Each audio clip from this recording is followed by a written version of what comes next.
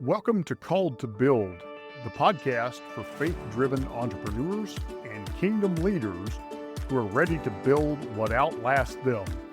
Hosted by Willis, entrepreneur, pastor, and marketplace missionary. Each episode delivers biblical wisdom, insight, real-world strategy, and bold encouragement to help you lead with purpose, steward with wisdom, and multiply your impact. Because faith and business weren't meant to compete, they were meant to collide. Now, let's step into today's episode. Hey, welcome to Called to Build, and with me is James Hatfield. He's the Chief Revenue Officer for LiveSwitch. And James and I met the other day actually preparing for another podcast dealing with my marketing company and LiveSwitch.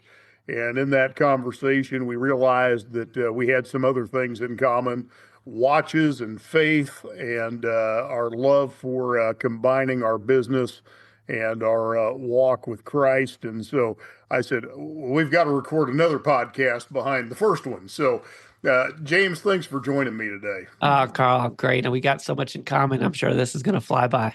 Yeah, this is going to be fun. So let's talk about your story. You shared a little bit of your journey with me, and so I'd love for you to just kind of start from the beginning and walk us through, first of all, what your faith journey looked like, and then we'll talk a little bit about your business journey, and then, how your journey of life, how that's all come together, and really how that's being lived out today. Yeah, my faith journey did not start with any faith. I grew up in a faithless family, meaning like we were atheists. We didn't believe in any religion. In fact, we called it Santa Claus in our house. Hey, don't ruin it for the kids. Let them have fun. They're not hurting anybody, typically. But we just kind of like, hey, they're community members, treat them right. And that's how I grew up. I mean, that's all I knew.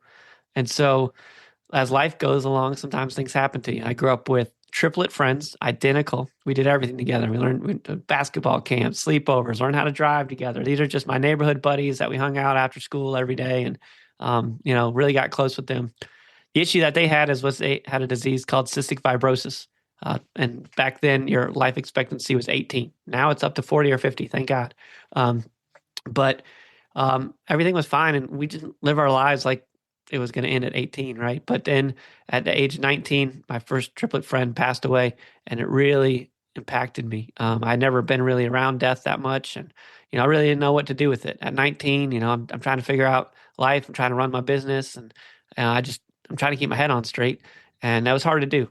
And I ran to a lot of different things, and me and the other two brothers, we were like, let's go do something, because we just didn't grow up with much. So we decided, hey, let's get on an airplane. My grandfather had an old truck, and we were going to drive it across the country from Arizona back to North Carolina. That was our big goal, right? So we get our first airplane tickets, and we're getting ready to go. But then the second one gets in the hospital, which happens all the time. They go in the hospital, they come out, it's nothing usually. But it just wasn't getting better. It wasn't getting better. And then it was time to leave to go and get the truck. And he was like, I'll just go. I'll be here when you get there. So me and the other triplet, we hop on first plane flight, and we're landing in Dallas, and they meet us at the end of the thing when you're coming out, and they say, hey, you got to turn back around. This is not, your brother ain't looking good. So I end up going to Arizona by myself to get this truck. He goes back to North Carolina. By the time I get back, my buddy is not in good way. They had to do an incubator tube. It's tough. They help you breathe. They go in through your neck. It's really not good. And I saw that, and it really crushed me. And then he came due for a little bit for another day, and then that was it. And so it just so happened that I went through this thing back in the day. Mental health was never talked about. It was always just rub some dirt in it, right? And so I just, would go, and I was going down a bad path. Things were not going well for me. And one day these gals, they just say, hey, you ought to come to church. I was like, I ain't never been there before. They're like, why don't you try it? I was pretty open to trying anything, even stuff I shouldn't be trying. So I went to church for the first time, walked in. They're like, what'd you think? I was like, I don't think this is for me at all. That's not for me. And they're like, well, have you ever read the Bible before? I'm like, nope. I'm like, you should do that. They're like, but why don't you start in the book of John rather than Genesis? And I was like, okay, I'll do that. So I sat down every day, and I started rewriting the New Testament by hand. I almost rewrote the entire New Testament except for Revelation. I was kind of spooked out by that one. But I looked up, and I decided, hey, I don't know what I'm doing with this thing called life. I'm going to see what Jesus says in John 6. If you follow me, you'll know the truth, and truth will set you free. I find that to be Jesus' money back guarantee. Although he was telling me some things as a red-blooded American male that I'm like, I can't do any of this stuff, but I'm going to try because life was off the rails. And that started my journey into faith. And boy, did Jesus change everything for me. Everything. Mm. Yeah. So, you had this life-changing experience. And then, part of your story you shared with me is you got into the trades and got good at the trades, and then found out all of a sudden you had a business, and Yeah. I mean, that led you into technology. that's right. That's right. I mean, Jesus, I guess he was an accidental business guy too, right? Mr. Carpenter. Yeah, So working with your hands. yeah, and so not really the journey maybe you thought you were going to set out on. No, not at all. So let's talk a little bit about that, because I think for most of us that's that way. I started as a police officer, and that's not where I ended up. And so I definitely a different course of life than what I set out on. So talk a little bit about that journey, the journey that he's taken you on professionally. So I didn't grow up with much, like I mentioned earlier, but I did know how to work with my hands. Father built his own house that we lived in. Grandfather, he's always a hardworking guy, and I was the same. So I decided to work with my hands, and my father's big dream was for me to be a plumber. My grandfather's big dream be a painter. So I became a painter, launched my company, had multiple crews, grew that, and we just go paint houses. I like to work quietly with my hands, so I have something to share, right? And again, follow Jesus' methods. And so I started building that out and going to the bookkeeper, and the bookkeeper would speak English to me. And I'm like, I don't understand a word coming out of this person's mouth. I don't think that's good. I probably need to understand my money, because I became an accidental business owner because I could really take care of people's homes. And so I was like, maybe I should go to business school. So I went to business school. I was running my businesses. And upon graduation, I met another guy doing the same thing, except he built some kind of technology where we could take an income statement and balance sheet, run it through, and you would understand in plain language what it was. I was like, this is awesome. He's like, do you think you can sell it? I'm like, I don't know. I can sell painting. Maybe I could sell that, but I'm really passionate about it. So I started doing that, and we took that company from an incubator to Inc. 500. We were one of the fastest growing companies in the country, and now it's a multi-billion-dollar company that we sold. And so, but that allowed me to get into philanthropy, and I started planting churches, and that's a whole nother story that we'll probably talk about as well. But went from there, bought another company, the company right now. I mean, I got to speaking of police officer, I got to help reinvent the 911 phone call with the chief of police in Washington, D.C., and it became a tool tradespeople are using. And now thousands of people are using this product. I woke up at 3 a.m. and invented, and I still can't believe it. I mean, it's been amazing. Another wild ride of these tech companies they are, but I'm having a good time. But I think I enjoy the church planning just as much too. So I know I'll get into that. Yeah. So let's get into that, because that's actually how this conversation got started. Because that's my passion, as well as I think I told you on our original call. I do this to support the kingdom gig, and so let's talk about how you got into the church planting, and how that got started, and how God awakened that in you. Yeah, God has a weird way of planting seeds in us in a moment. We're kind of listening, but we're not listening, right? Like when I was scaling that fast growing company I was telling you about, where Inc. 500 became a multi-billion-dollar company, I had this wonderful little lady in our church. She came up to me, and my wife's family's out here in the mountains of North Carolina, and she had a house in the mountains of North Carolina, and she just subtly said in church, passing, "Oh, you should go and start churches in Asheville." I was like, never doing that, but thank you. Never doing it. But the years go by, and I had a moment where when I was starting to get to know Jesus, where I was living, my living situation wasn't really good for American red blood male. So I started living in households that would help me to kind of say no to the extracurricular things, the social studies, as they say. And so because I got to spend some time in other people's homes, I decided, hey, I open our home when I had one. My wife and I were happy to do it. And I came home one day from work, and I'm used to hitting goals. And this college girl was like, man, you don't look all that happy.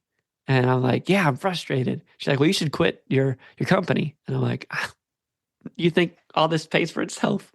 But it triggered something. I sat down and I wrote down what my priorities should be, what my divine order should be, and what really it was. Because even walking with Christ, we can lose our way some ways, right? And get drift off. I was like, this is not good. So I told my business owner, I just got to step away from the business. This ain't good for me. And during that time, it allowed me to get thinking. And I was driving to a wedding down in Atlanta, and I'm with a buddy. And I'm like, I was like, I think God is calling me to plant churches. Do you want to go with me? And he had his big job in the Raleigh area. And by the time we got to the wedding, we're going. So we started telling our wives, friends, families. I was helping out with our teen ministry, and so they were all like, "Oh, we'll go to college there." So a very small group of us decided this was 14 years ago. I just had my first daughter was born. We start moving out to the hills of North Carolina, and we start meeting in a house church, and that's where we got started, following a dream. And oh boy, has it been 13 years later? I got more stories to tell, but that's where it started. Just some little cute older lady planting a seed that God planted. I firmly believe it.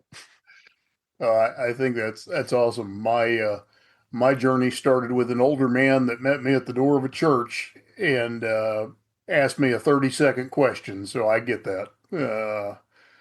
So let's talk about that first. The first one you planted. Where has that led you since? So where has that journey taken you?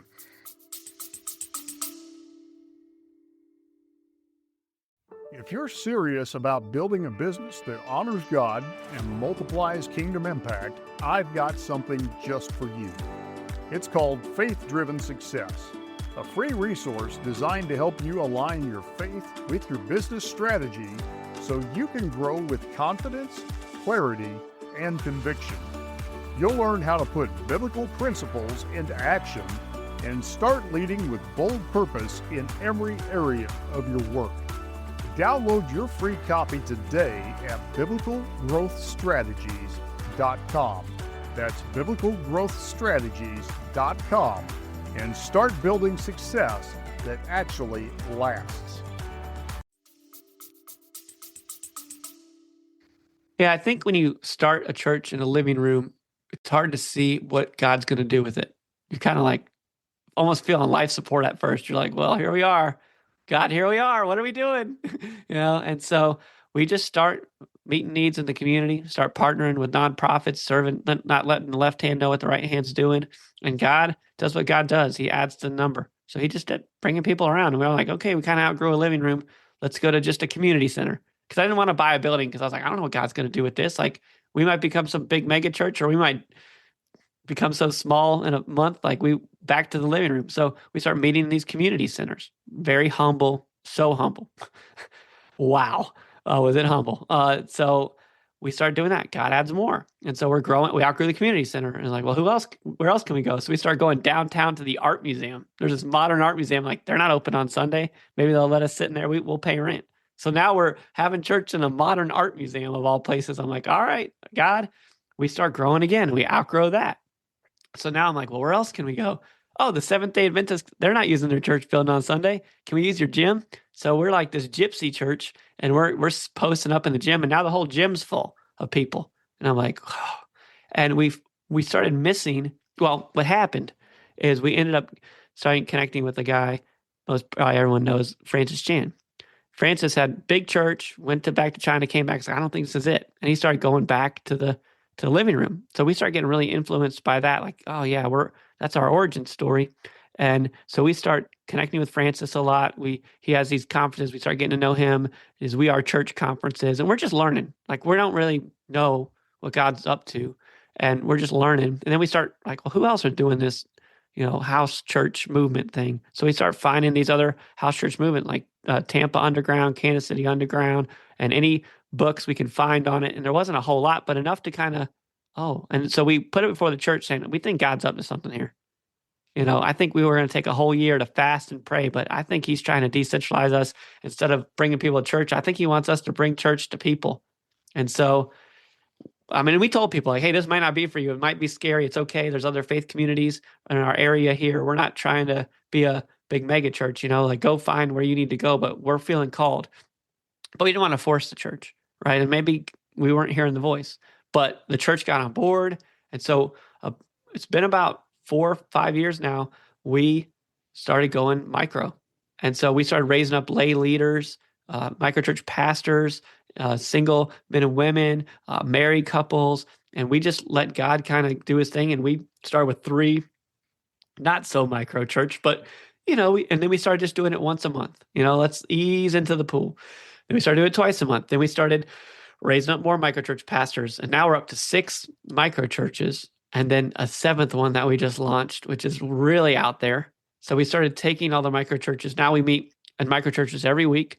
We get together for celebration Sundays every now and then, and we serve. And some of microchurches meet in group homes, some meet in nonprofit areas, some meet in the parks. We just meet wherever God wants us. And we started taking the church through John Mark Comer's Practicing the Way. And the first practice we did, instead of doing it in a month, we do it in 4 months. We took 4 months on prayer. And I'm learning these new prayer practices. And one of them is listening prayer, which I've never really done.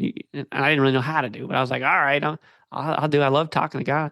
But now I need to listen. So I'd go out in my backyard every day for 15 minutes. Say, God, I'm making myself available.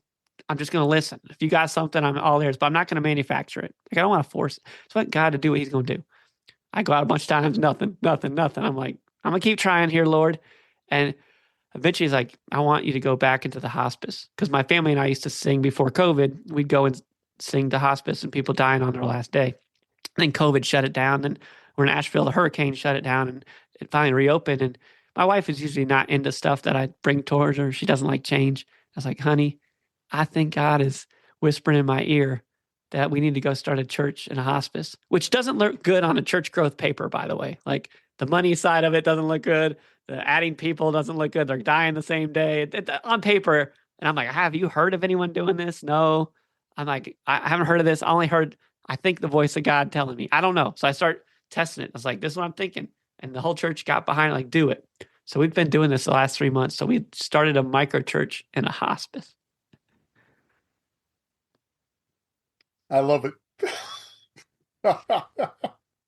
it. Jesus is in the building. We've done it now for 3 months. And I can't tell you, and my kids, oh my goodness, praise God for my kids. I'm wheeling them in, and I mean, people are right there getting their last breath. People just die right before you get in there, and the family members are there. I've sung over dead bodies now. Oh my gosh. It's crazy. And it's Jesus. Like, we go in, start singing Amazing Grace. I've had people just from dead sleep wake up, start singing with us. Mm-hmm. And then the husband's holding the wife, and the husband's getting ready to pass, and the wife's crying. The whole family's in the room, and we just show up, and we get way more than we give. And I have no idea. Like I told our microchurch, I'm like, I have no idea what God is going to do with this. It might be for 3 months, 6 months. It might be our forever home. I don't know. But when Jesus is calling, I got to go. I'm not that kind of guy. Like sometimes he calls and I swing and miss. Don't hear me wrong. I don't walk on the water. Last I checked. But I do believe Jesus is pulling me into places that I don't know what I'm doing. And I'm just willing to say, here I am, send me. Let's do it. Let's giddy up. Let's go. Yeah. Yeah. So, with that, he's also put you in the marketplace. So how do you see him working in your life in the marketplace these days? Yeah, a lot of people. So I'm out there. Our company's growing really fast. I've had big growing companies. I'm on stages a lot. I'm training now. I'm part of the Breakthrough Network training home service owners, and I use a lot of Jesus language in my teachings. Whether I'm running the companies, whether I'm coaching, training. And it's one of those things, if you know, because I've had people, I've never heard that before. I'm like, okay. And then every now and then, if they want to find out, or someone will just mention God or oh, that's a blessing, or they'll mention it, and I'll bring it up. Like in business, I don't mind bringing up religion. It's done nothing but amazing things. Like I'll be teaching some of our new sales team, and they'll be on a sales call with me because I love to talk to customers or prospects, and we'll get right into it. So it's, oh yeah, God did, and I'm like, oh God, and then start sharing stories like I'm sharing now. We'll end up. I mean, I've prayed with more prospects. I mean, my sales guys are like eyes wide open. They're like, I've never had that happen, and we pray for them. Like, what can we pray for? Right? And it's been awesome, like teaching people, but also Jesus is so bold, like Jesus leads with the truth. So even in my management style, I'm like, gird your loins. I'm about to tell you the truth that no one's told you before, because I think wounds from a friend can be trusted. Right. And so I mix all of these lessons and teachings in, but I don't force it on people. Right. Like I want to come in there and like a whisper, but then man, God really opens the door for it. But being in the marketplace doesn't mean we don't have to be about our boss, the Lord, right? So, Mm-hmm. and if I don't win a deal because of it, and I've had to say no in our mission statement, like we do live streaming video. You can imagine the type of people that companies that I've been asked that we power them, like adult streaming. And I have people in my company, they're not faith forward at all. And they're like, are you telling me if someone came with a $30 million deal to stream this adult entertainment, you would turn it down? Like, not only would I turn it down, if we accepted it, I would leave and I would just stop. And there was some heat around that because some like, what are you talking? Like, you wouldn't take 30 million. Like, it's tough. These are crucial conversations. But we got to a place where they're like, all right, I can support this. And I'm like, I'm going to put this in our mission statement. What we're not going to do. And so it's difficult sometimes where you got to kind of lean in and say no to certain business deals and walk away from those deals, and so be it. I'm not going to compromise my ethics. I'm not going to compromise to get money. I want to win his way. If I'm supposed to win it all, he is a God of abundance. But I also don't want to have like this faith to wealth gospel, either a prosperity gospel, but he is a God of abundance. So it's that tension. Jesus always has that beautiful tension. But I really love taking Jesus's teachings into the marketplace. Yeah. Do you find, I think in my own experience, my business really is just a conduit for his resources. Mm-hmm. So often it's, a catalyst for other things. And really just a pipeline, is probably the easiest way to describe it. And that's the thing I always find fascinating is, even like meeting you the other day, I told my wife, I said, I told her how our conversation went. And I said, God's just so cool. He just, and even when we get done talking and recording here, there's a few things I'm going to share with you that you've already discussed that it just, oh, Jesus, you're just so cool. The way he connects people, the way he puts things together. And I'm sure you probably see the same thing. What are some of the, if I were to, ask you, your Jesus highlight reel, what are the cool things you've just literally tripped over that he's put in front of you just as you've gone along, making tents, if you will, um, in your entrepreneurial journey? I'll tell you a marketplace business one, and I'm going to tell you a personal one. Okay. So I'm in Asheville. We got hit by Hurricane Helene. I was flooded in. I took 6 days to find every church member. I had to do some wellness calls. We had some of the church members' neighbors die. See bodies floating down the river. We did river rescues. One of the folks had to be cut out of their roof as the water came all the way up and saved his life. Just almost flooding a biblical proportion. We've never seen anything like this in the community. Well, I happen to be really a big thought leader in the self-storage industry, and I was putting on a self-storage virtual conference with all the who's who's and thought leaders. And we charge a little money because if you charge a little money, people show up. It's not for revenue, but we put it out there and everyone found out me as the host of everything, what I was going through. And to the person and to the entire industry, they all were like, let's give all the money from the virtual conference to this and then let us know how we can help. And I mean, we raised a ton of money. And because the microchurches are so close to the very vulnerable, we were able to get that money right to women's shelters, to group homes, to people that could take the money and do the right thing with it because we were already there. And so, because of the commercial connections that I had in the marketplace and the Jesus connections that we had in the community, it just made something beautiful that only Jesus could do. And these folks that gave money to self storage weren't giving because of Jesus; they just were giving out of their hands, but they didn't know that all that money from the world was being placed in the hands of Jesus's tools. And so, it was really great. So that was huge. Another highlight reel moment. Hopefully, I don't get too emotional with this one. So one of my friends in college, like as I was going through business school, I got to meet him, and he's from the Asheville area, and he went on church plantings to Greensboro, and he always wanted to plant churches in Asheville. And then we found out I was doing it. He couldn't do it at the time because he was a teacher and things were going on. But he's like, one day I'll be there, and we're gonna keep building that church together. And he's a mountain man. This guy has hiked the entire AT. Like on New Year's, he's doing solo paddle trips to remote islands. I mean, he's a grizzly bear, you know what I mean? And we've done crazy trips together. And we have girls that are the same exact age, a wife. We're all met kind of in that like in that time of life. And he finally got us out here. We're doing the thing, and we're going through where we need to hire staff, and we're hiring staff together.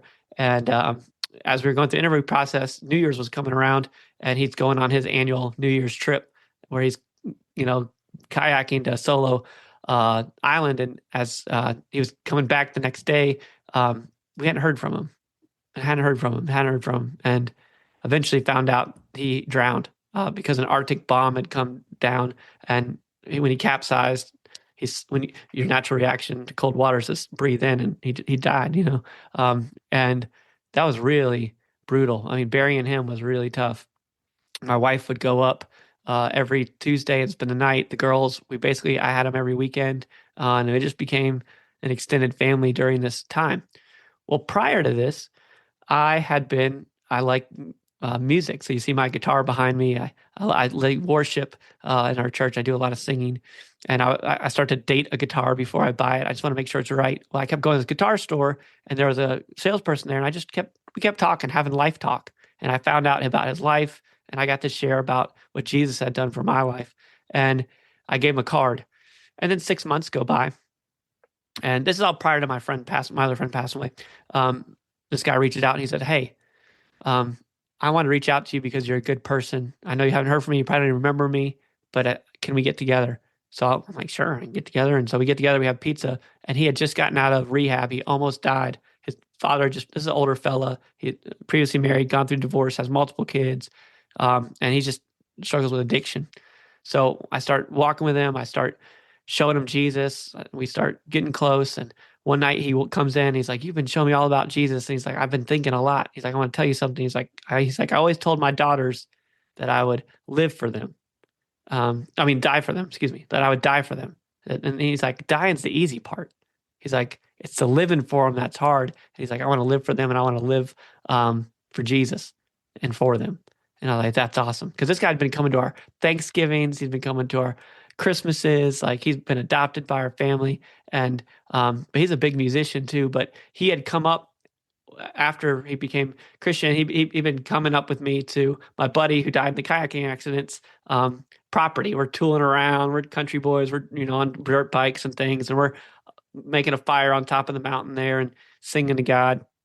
And then my buddy who passed away in the kayaking accident, years had kind of gone by, and this guy that I met in the guitar store that came from nothing, he's like, "Hey, do you think I could take my buddy's old wife on some dates?" Because he was single. I was like, "You're a grown man. You can ask her. She's a grown woman." He was almost like asking permission, like, "Is it okay?" Like, I was like, "Yeah, of course." And so they end up going on dates, and now they're married. Mm. And so what's crazy is to have been, just as I go planting seeds in the community, that this guy is now married to my best friend, one of my best friend's wives. So that blows me away every time. Anyway, those are a few highlights of many. I mean, I could go on. This podcast could go for hours of Jesus highlights of like, check this and check this. I mean, I have story after story that will just blow you away because he is real and I'm an atheist. I was an atheist and I'm a believer, and I can point to things that are just like, it's not random. That is not random. That is only the Lord, including how my life turned out. So anyway. So you've brought your children along on this journey with you. Yes. What are some of the things that you've been intentional about imparting to them? Yeah. So we faith? homeschool, and so it gives us an opportunity to do a lot of things. The only reason we homeschool is because my parents were never around growing up, and I was like, when I had my first daughter, I was like, I won't miss a meal. So if I can't run my business in my marketplace from home, I'm not doing it. It ain't worth doing. And so I've been home based for 14 years, even before COVID, because I just made that commitment. And so, one is I want them to see and know their father. That's big. Two is we get to go serve in the communities. My daughters scoop food for ladies going through really tough times, and they're with kids and they're front line. Three, my wife grew up. So God is God. He brought me a woman, right? So I met her through Jesus. She grew up as a missionary's kid and grew up in the jungles of Indonesia, and they grew up very poor, having nothing. And so they were building homes and sharing their faith in Indonesia. And they had a speaker come one time and talk about adoption. And she was a little girl, and my wife's not a dreamer, but they were talking about adoption. And she pulls on her mama's little dress and says, "Hey, Mama, I want to adopt when I get older." And her mother's like, "There's probably something we can't do, or you won't be able to do. You don't have any money." So she's like, "Well, I'm going to start saving." So she's been saving money since she's a little girl to adopt. And so we got the opportunity to adopt our son.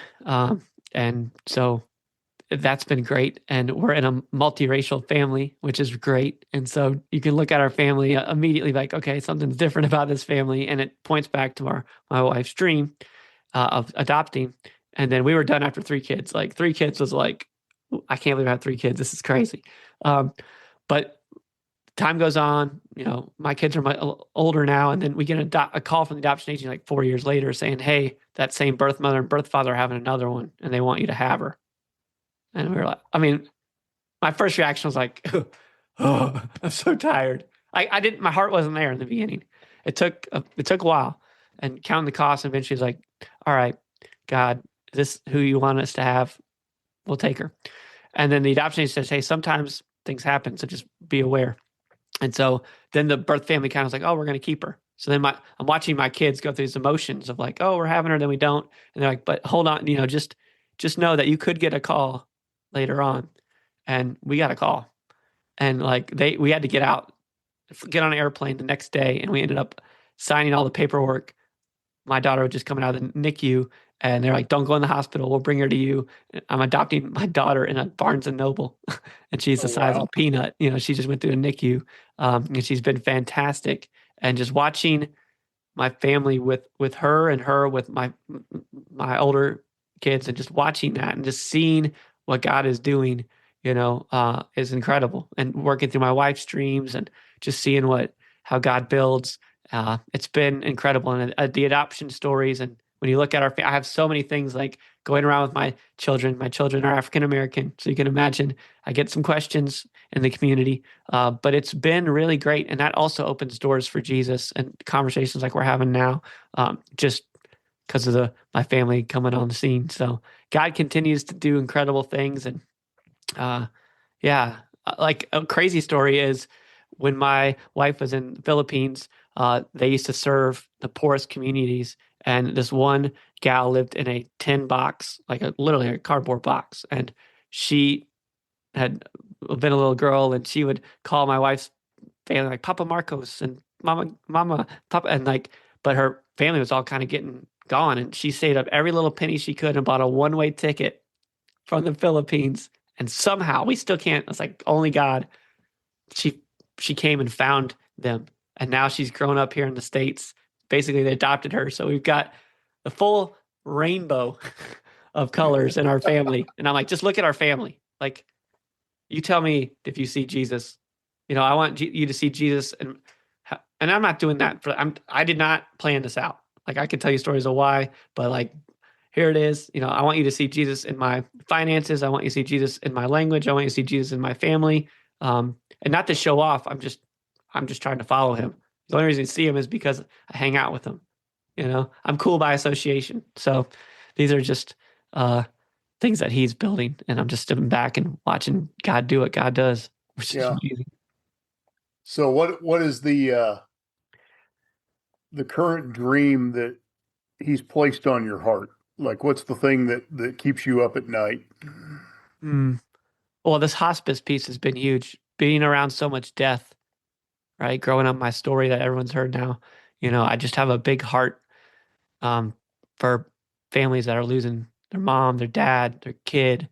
Um, I mean, I've gone through it. So I think Jesus says he takes the sting out of death. So people are very vulnerable in that spot. And so I feel that like if I can be one, the Walmart greeter to heaven, that'd be great.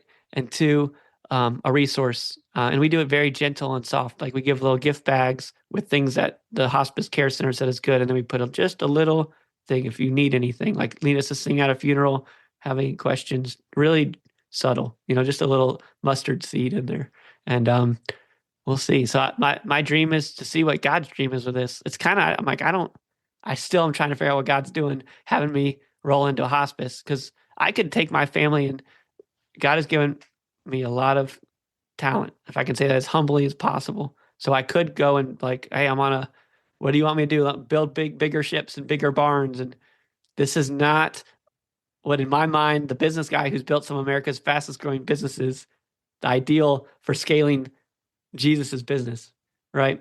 And so that's been one. And then the other one is we've been learning a lot of formational practices, um, ancient practices like these thought prayers and lectio divina and breath prayers and walking labyrinths with prayer. And we've been creating as an organization these formation retreats, bringing people from all over the country and getting educated in it. And I've just experienced so much good from these formational pieces, like this John Mark Comer practicing the way as a great example of something to lean into, but also these older from all types of denominations. That's the other thing. Like I'm not attached to any denomination, so I can take the meat, leave the bones of. And there's so much good. I think we have these denominational headbutts sometimes. I'm like, it's not worth getting in arguments over our doctrine. There's so much more. We're so much more alike than different.